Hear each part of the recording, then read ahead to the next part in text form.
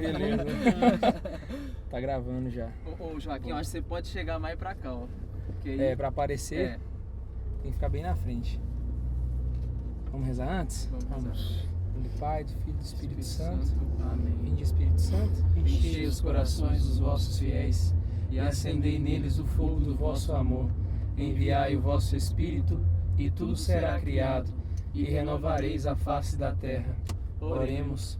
Ó Deus que instruíste os corações dos vossos fiéis com a luz do Espírito Santo, fazei que apreciemos retamente todas as coisas segundo o mesmo Espírito e gozemos sempre da sua consolação. Por Cristo Senhor nosso. Amém. São Cristóvão, padroeiro dos motoristas, rogai por nós.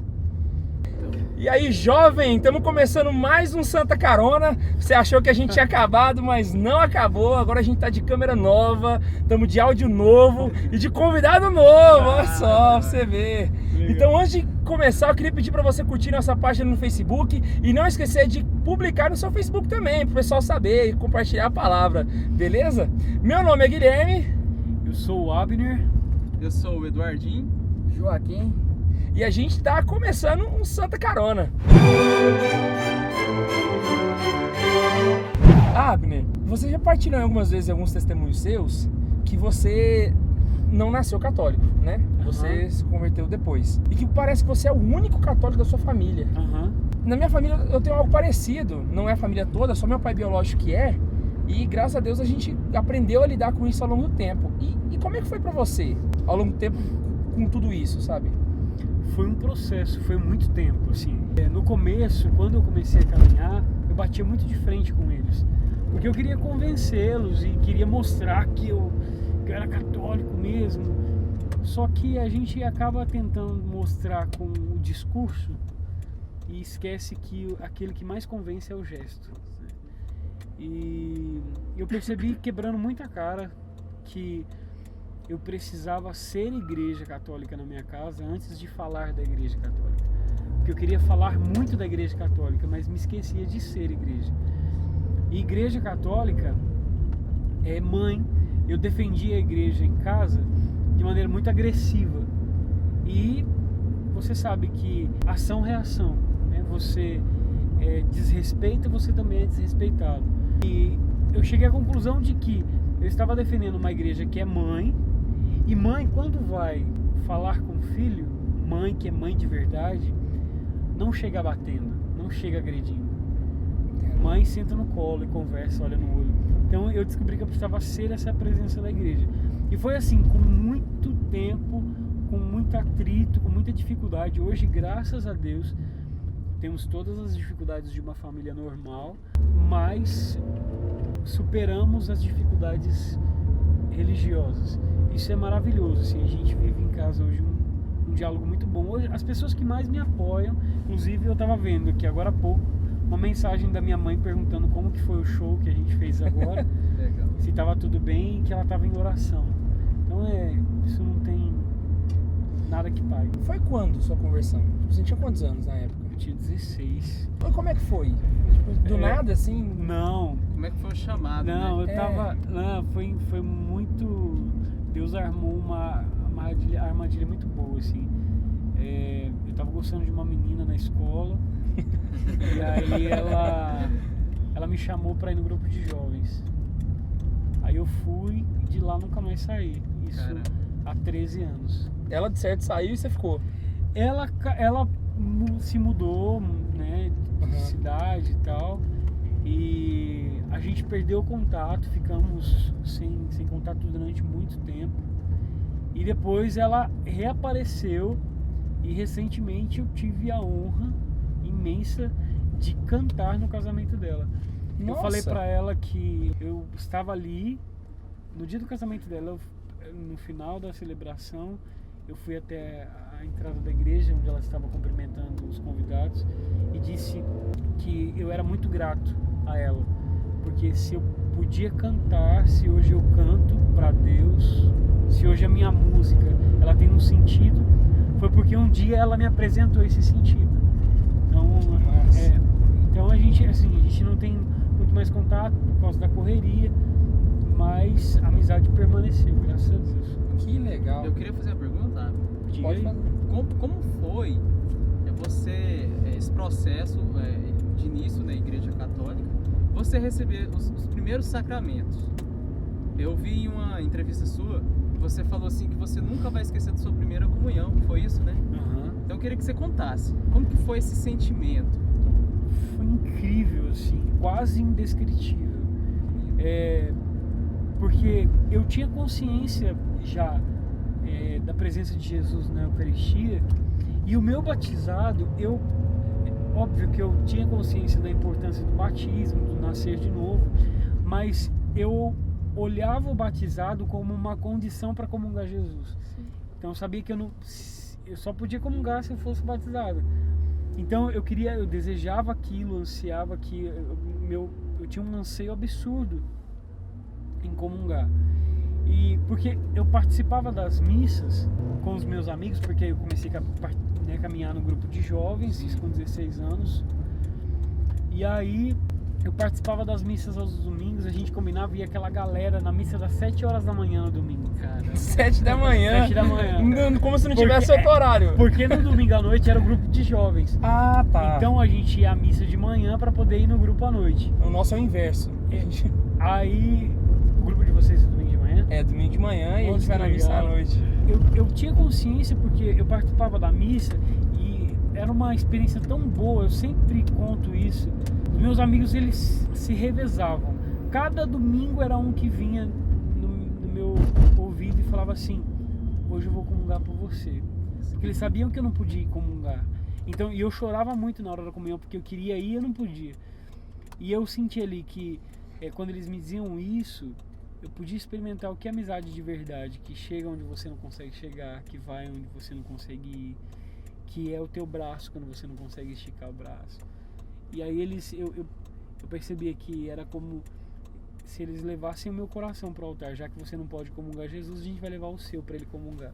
Que legal. Então, assim, para mim foi uma experiência linda, assim, que isso foi alimentando, fomentando em mim ainda mais o desejo de fazer minha primeira comunhão. E foi uma experiência fantástica, assim. Eu esperava muito, porque eu caminhava no grupo de jovens, caminhei durante um ano, fui todos os domingos à missa, e quando eu tinha oportunidade de ir durante a semana, que eu tinha aula vaga na escola, alguma coisa, e a escola era perto da igreja, aí eu ia lá e participava da celebração, participava da missa durante a semana, mas sem poder comungar.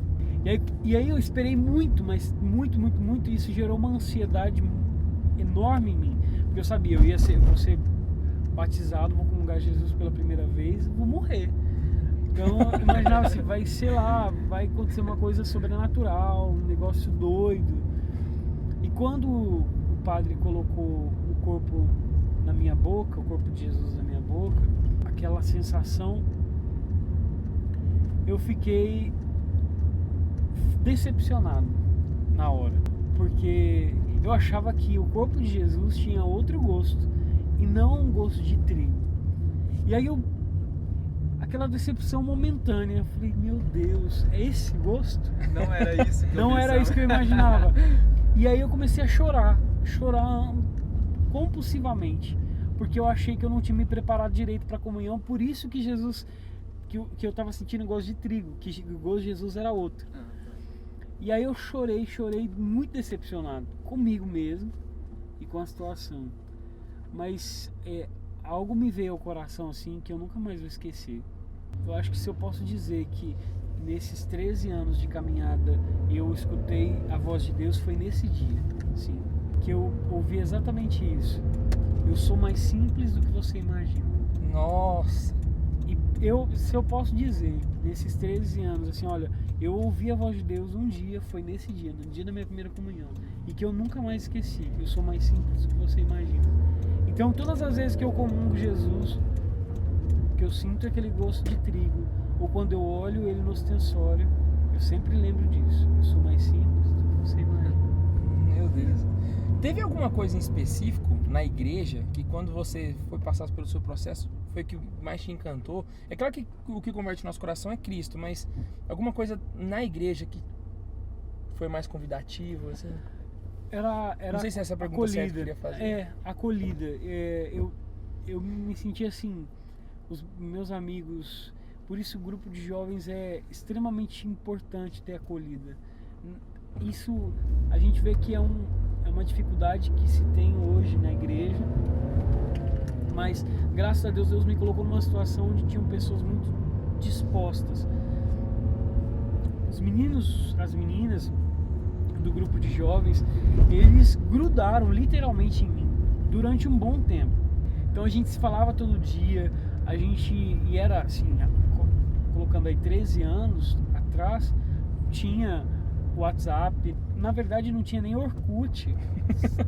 Bem mais difícil, né? Era bem mais difícil a comunicação, Então assim, eles grudavam em mim assim, literalmente, de ir na minha escola, de me esperar lá na escola, de me esperar no ponto de ônibus. Quantas vezes no começo, assim, nas primeiras semanas, os meus amigos, eu descia, eles estavam no ponto de ônibus me esperando. E isso assim me cativou de tal forma que eu via que tinha pessoas ali que estavam dispostas a darem a vida para que eu tivesse uma experiência com Deus. A dar o seu tempo por sua causa, né? Justo. E aí assim, era recíproco da minha parte também. Para mim, eu lembro até hoje, um amigo meu, depois eu vou mandar esse vídeo para ele, o Anderson. O Anderson sempre foi turrão, até grosseiro. Ele era do grupo. Do grupo. Sim. E o Anderson é o tipo de pessoa, que sempre dava patada em todo mundo.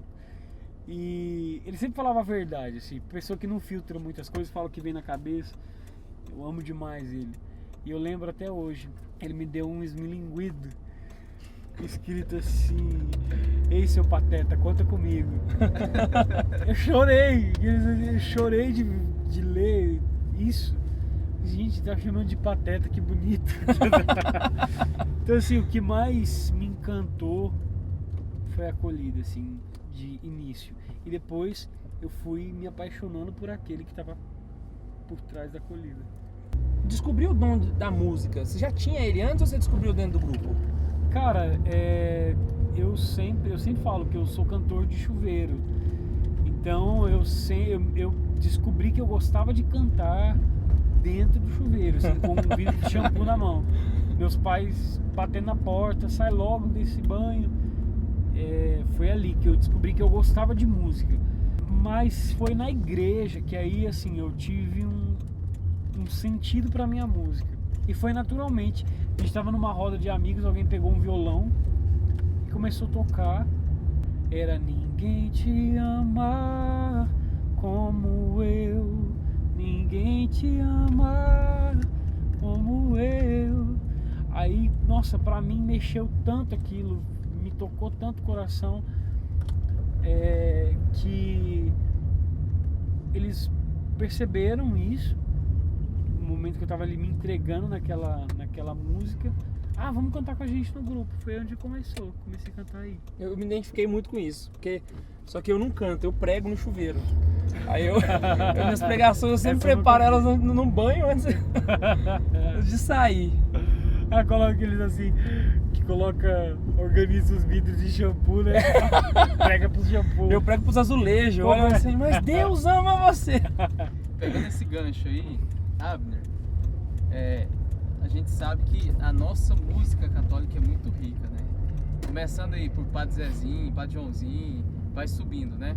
Pessoas que ali atrás fez a história na música católica, com a vida de oração, com testemunhos maravilhosos, né? Eu mesmo me encanto demais por essas pessoas. E hoje a gente vai trazendo aqui. Hoje nós temos você, que tem essa vida de oração, nós temos Tony Alisson, nós temos Rosa de Saron, enfim, vai indo, né? E ano passado a gente viveu a Jornada Mundial da Juventude. Vou fazer duas perguntas de uma vez. Primeiramente, como você tem visto o crescimento da música católica hoje? E como foi o sentimento da Jornada Mundial aqui no Brasil ano passado? Eu estava lá, em questão de música, foi sensacional. Você cantou lá, né? Cantei Cantou, no Pão de Açúcar, em Niterói. Bom, eu acho que música católica, o que nós chamamos de música católica hoje, eu acredito que é uma experiência de músicos católicos. Porque se a gente considerar que música, quando a gente fala música católica, ela necessariamente precisa precisa conter dogmas católicos. Então, eu digo assim, a minha música é a experiência de um coração católico, né? Então, hoje, o cenário que a gente vê desses músicos, né, dessa música que nós chamamos de música católica, é um cenário que está crescendo bastante, só que a gente percebe uma dificuldade muito grande de apoio.